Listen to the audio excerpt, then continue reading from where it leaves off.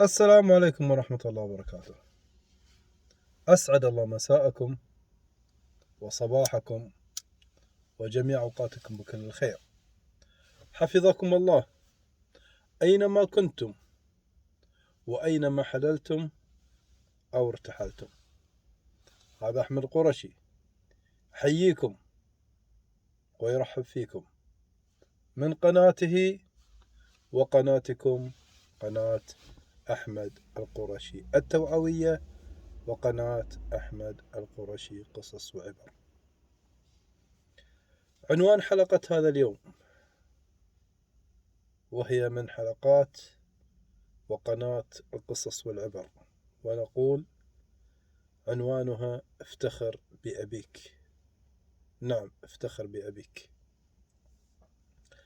لعلي أعمل دبلجة بإذن الله، وما جعلني أتحدث في هذه الحلقة المباركة بإذن الله عن فضل الأب أولا وأخيرا من بعد الله سبحانه وتعالى، ثم فضل الأم، لأن الأب هو الذي دفع المهر، وهو الذي جد واجتهد وعمل وجمع المبالغ ودفع المهر للزوجة أو للعروسة وتزوجها، وبعد ذلك أنجب الأبناء والبنات. فالفضل يعود لله أولا وأخيرا، ثم للأب، ومن بعد الأم يكون الفضل للأم بإذن الله، والجنة تحت أقدام الأمهات. وقال الرسول صلى الله عليه وسلم: أمك ثم أمك ثم أمك ثم أبيك. لفضل الأم من الحمل والولادة والتربية والإرضاع وما إلى ذلك. لعلي أعمل دبلجة وأقطع هذا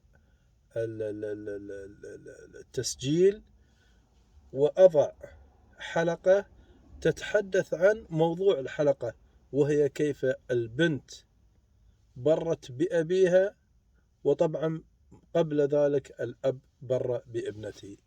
لعلي أقطع هذا المقطع وأضع في الوسط المقطع للبنت مع أبيها، ويبدو أنهم من يعني بلد تايلاند، من التايلاند، الجنسية التايلاندية، وبعدها نكمل بإذن الله بقية المقطع. لعلي إن شاء الله أستعين بالله ثم بأهل الخبرة الذين يعملون الدبلجة، فيقطعون المقدمة هذه ويضعون قصة البنت مع أبيها، ثم نكمل الحلقة. فنتفضل. بسم الله وبالله وتوكلنا على الله، ونقول أن هذا المقطع هو لبنت جامعية. بنت جامعية. البنت الجامعية هذه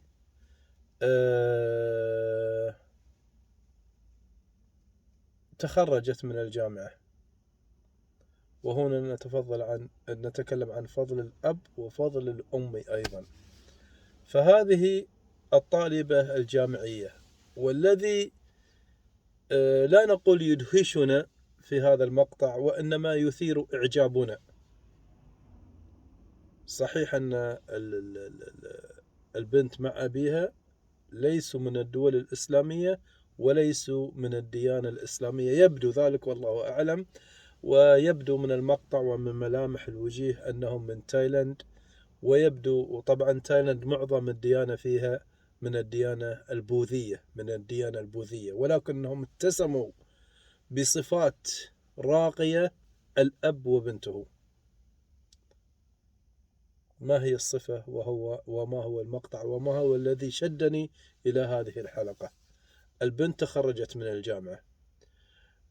عندما تخرجت من الجامعة لم تكتفي بذلك، بل قالت لأبيها أو قالت للمصور الذين يصوروها: تريد أن تصور مع والدها وتبشر والدها وتفرح والدها بتخرجها.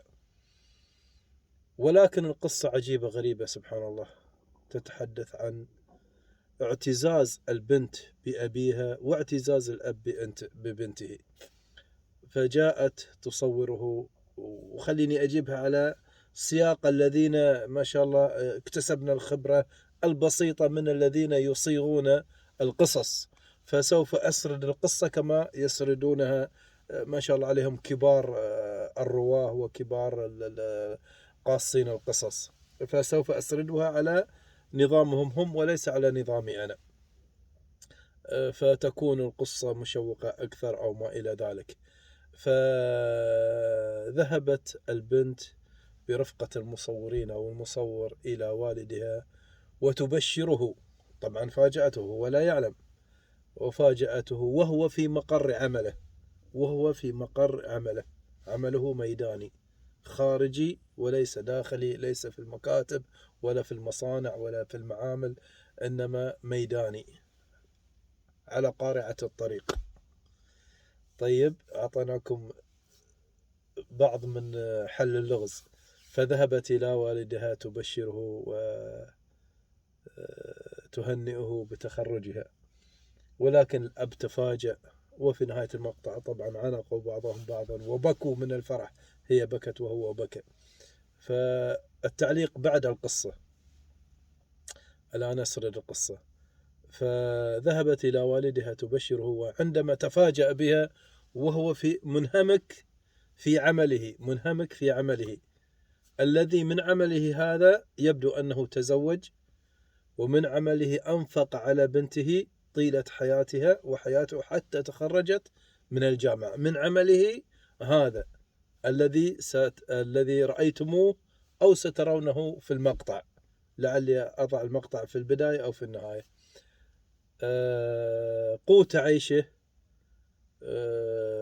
وأكله وشربه وصرفه على بنته وعلى زوجته وعلى بقية عياله. أتوقع أن ليست هذه البنت الوحيدة، لديها أخوان وأخوات، فهم يعتاشون من هذه المهنة، وأقولها مهنة شريفة نظيفة عفيفة، لأنها بكده وكدحه وجهده وتعبه وعرقه، ولم يعني يذهب إلى طرق الحرام أو السرقة أو بيع المخدرات أو بيع لا قدر الله الأمور غير سيئة، لم يسلك دروب الحرام، علما بأنه 90% بوذي من الديانة البوذية، وفي بلد تايلاند التي يكثر فيها الإجرام، لم يذهب إلى الإجرام ولم يذهب إلى الحرام، بل ذهب إلى هذه المهنة الشريفة وتفاجأ بها، وسوف أعلن عن المهنة الشريفة التي يعمل فيها بعد قليل. فتفاجأ بابنته وقال لها ماذا أتى بك، ومن هذا الذي يصورك وأنت قادمة إلي وأنا في عملي على رأس العمل، أمارس عملي الآن على قارعة الطريق، ما الذي دعاك؟ هو أيضا تفاجأ وخاف وخشي من المصورين أو من المصور ومن بنته. فقالت له بنته بل أنا جئت أهنئك وأهنئ نفسي لأني تخرجت من الجامعة، وأريدك يا أبي أن تشاركني فرحة النجاح، وأنت في مقر عملك ولا على رأس عملك. ما هو عمل الأب؟ وما هو وظيفته؟ وما هي مهنته التي تفتخر بها بنته؟ ونحن نقول الكل يفتخر بمهنة أبيه ومهنة أمه، مهما كانت وظيفتهم أو مهنتهم بسيطة فليفتخروا بها. أهم شيء أن تكون رزقا حلال، حتى لو كانت العائد المادي حقها بسيط، ولكن يفرح الأب وتفرح البنت بما يقوم به الأب والأم من عمل. لا يهم أن يكون طيار أو وزير أو أمير أو تاجر أو موظف مرموق أو رئيس إدارة أو مهما تكون الوظيفة بسيطة متواضعة أو أقل من متواضعة، أهم شيء أن تكون بالرزق الحلال. هل تعلمون ما هي وظيفة والدها؟ إنه ليس عامل قمامة، وليس عامل زبالة، وليس يكنس الشوارع، بل هو يقتات على القمامة، يبيع ويشتري في القمامة، جامع للقمامة، يجمع القمامة من المزبلة وأنتم بكرامة، يجمع القمامة، يجمع الأشياء المرمية التالفة ويأخذها ويبيعها في الأسواق، ويقتات ويعتاش منها، ويأكل ويؤكل أهله وأهل بيته. وهذه مهنة شريفة، حتى لو كانت في القمامة، حتى لو كانت في القذارة، حتى لو كانت الرائحة كريهة، حتى لو كانت نظرة المجتمع له دونية، إلا أنه أخذها بعرق عافيته، ولم يسرق، ولم يمد يده لأحد، ولم يتاجر بالمحرمات، وكلها متاحة أمامه، تركها كلها وفضل أن يكون ليس عامل قمامة، وليس كناس، وليس زبال، بل يقتات على الزبالة. وهذا طبعا أجره عظيم، أجره عظيم. لا نحث ولا نقول أن الإنسان يعمل بالزبالة، ولكن إذا اضطرت الظروف فليعمل في الزبالة، ولا يسلك طرق الحرام أبدا.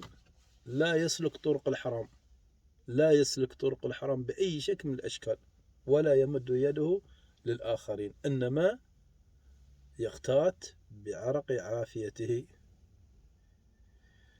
الله المستعان. فنقول افتخر بأبيك، وافتخر بمهنة أبيك، وافتخر بأمك، وافتخر بمهنة أمك. أمك مدرسة، أمك تعمل في أي وظيفة نسائية بحتة ما فيها اختلاط رجال، افتخر وارفع رأسك فوق.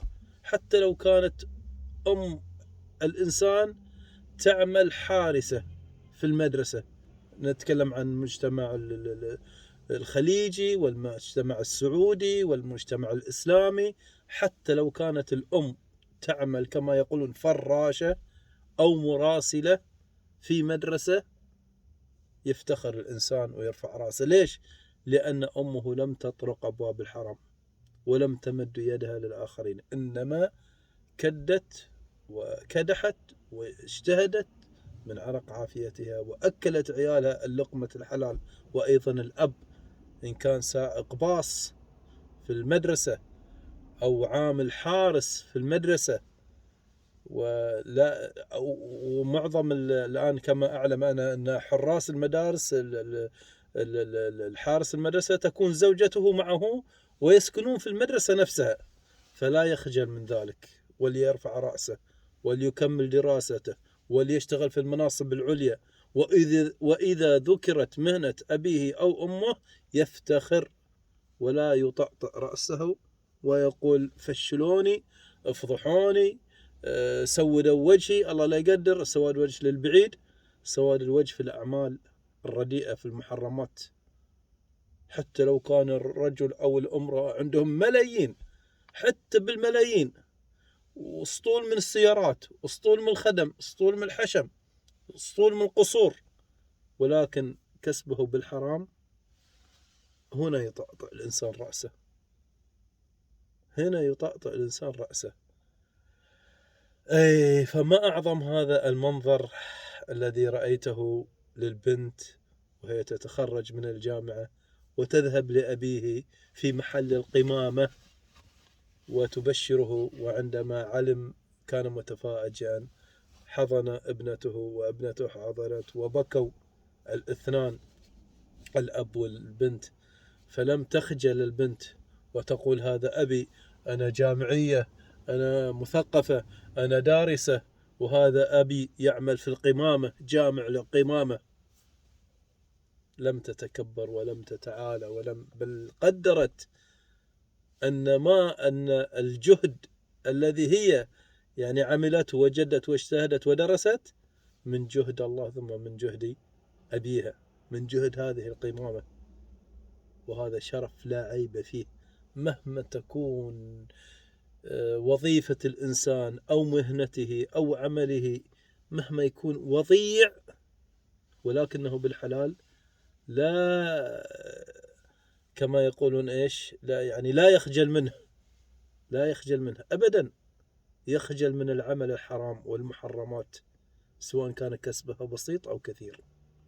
هذه رسالة إلى كل بنت، وإلى كل ولد، وإلى كل زوج، وإلى كل زوجة، وإلى كل مجتمع. لا تنظرون نظرة احتقار للمرأة أو الرجل الذين يعملون بكدهم وكدحهم وتكون مهنتهم بسيطة جدا، لا تنظرون لهم هذه النظرة، فأنتم والله العالم آثمون ثم آثمون ثم آثمون. بل شجعوهم، حاولوا أن تأخذوا بيدهم، بدل أن يعني تقول له مهنتك وضيعة، مهنتك تفشل، مهنتك تسود الوجه، خذه ووظفه مدير مصنع، وظفه في أعلى المراكز، وظفه في وزير، وظفه أنت يا من ترى هذا لا تعيب عليه، لا تعيب على المرأة ولا تعيب على الرجل ولا لا تعيب على الصغار في السن الذين يعملون في مهن يعني بسيطة جدا. حاول أن ترفع من شأنهم وأن تؤازرهم وأن تؤيدهم. وأنا شخصيا أؤيد وأشجع وأحاول أن مثلا أنقل الإنسان من مهنته إلى مهنة أخرى. ووجدت أطفال في السوق عندنا هنا في مدينة الدمام في المنطقة الشرقية بلاد الحرمين الشريفين المملكة العربية السعودية، ويبدو أنهم سعوديين ولكنها وقت الإجازة يعملون يمسحون سيارات. شجعتهم وخليتهم يغسلون سيارتي أنا وأعطيتهم مقابل، شجعتهم. أطفال صغار ما يمديني الوقت يعني آخذهم وأنقلهم أو أوديهم لأنهم صغار أصلا، يفترض أنهم على مقاعد الدراسة، ولكن وجهت لهم نصيحة. وكانت عندهم القماش الأحمر الذي يمسحونه في السيارات، الكل يعرف ذلك. وقلت له الآن لا أحد يعلم أنك تغسل السيارات، ولكن ضعها كما كنا نراهم يعملون.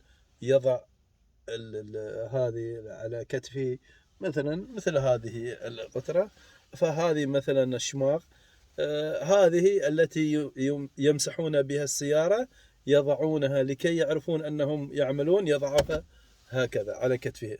قلت له ضعها على كتفك هكذا ليعلموا أنك تغسل السيارات، فيأتون إليك ويقولون لك اغسل سيارتنا ويعطونك المقابل. فشجعته، لم أعيب عليه ولم أقل له أنت طفل أو صغير أو ما هذا، بالعكس. فنحن نرجو من الله ثم من كل من يشاهد هذا المقطع وأولا أن ينشره ويوزعه على قد ما يستطيع. فهذه مقاطع توعوية خيرية لوجه الله تعالى، لا نريد جزاء ولا شكورا، نريد وجه الله، نريد التوعية، نريد الفهم، نريد أن ننفع البلاد والعباد وننفع الإسلام والمسلمين بإذن الله. فالإنسان الذي يعمل في المهن البسيطة أمامك أمران: حاول أن ترفع من شأنه وتنقله من هذه الوظيفة إلى وظيفة أفضل منها، فإن لم تستطع فشجعه وشد على يده. ولكن إياك ثم إياك ثم إياك وإياك ثم إياك ثم إياك أن تقولون أو تعايرونه أو تشتمونه لا قدر الله، أو كما يحصل من كثير من الناس. كثير من الناس عندما يرى إنسان صاحب مهنة بسيطة يعيب عليه ويحتقره ويهينه ويسبه. لا حول ولا قوة إلا بالله، لا ينبغي ذلك للمسلم، لا ينبغي ذلك للمسلم. نعود للقصة فنقول يبدو أنهم من الديانة البوذية وأنهم من تايلاند، ولكن البنت افتخرت بأبيها وقالت تعال أبشرك بأني تخرجت، وحفظت الفضل لأبيها. وأيضا نقول لأبيها ولكل أب يعمل في أي مهنة بسيطة، يعني أبوها كما قلنا أنه جد واجتهد وكافح من أجل تأمين لقمة العيش الكريمة لابنته، وأدخلها المدارس مراحل حتى تخرجت من الجامعة، لأن القبعة التي يضعونها هذه حقت الجامعيين. فلا، البنت استعرت من أبيها وقالت أن أبيها أو أبوها جامع للقمامة، لم تستعر من ذلك أبدا ولم تخجل من ذلك، بل ذهبت إليه وفي موقع الحدث وهو على رأس العمل وهو يجمع الزبالة، يجمع القمامة. فهذا قمة ودرس لا ينسى ولا يتجاهل ولا يتجاهل، بل هو درس يخلد ويدرس. هذا الموقف الإنساني العظيم من البنت ومن أبيها يدرس في الجامعات، ويدرس في المدارس، ويدرس في المجالس، ويدرس في البيوت، ويدرس درس قوي، درس قمة، درس في القمة.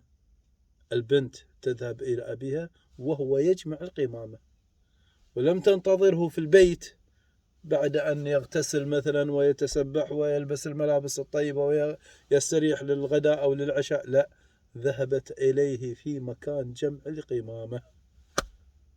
فما أجملها من بنت، وما أروعها من بنت، وما أفضلها من بنت، وما سمو أخلاق هذه البنت.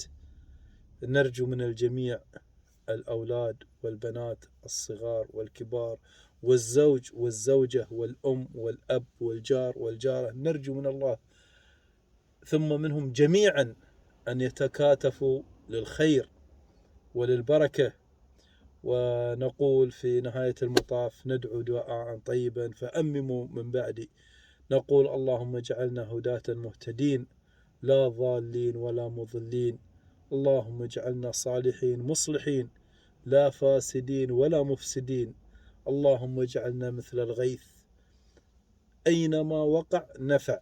اللهم اجعلنا مثل الغيث، أينما وقع نفع. اللهم اجعلنا مثل الغيث، أينما وقع نفع.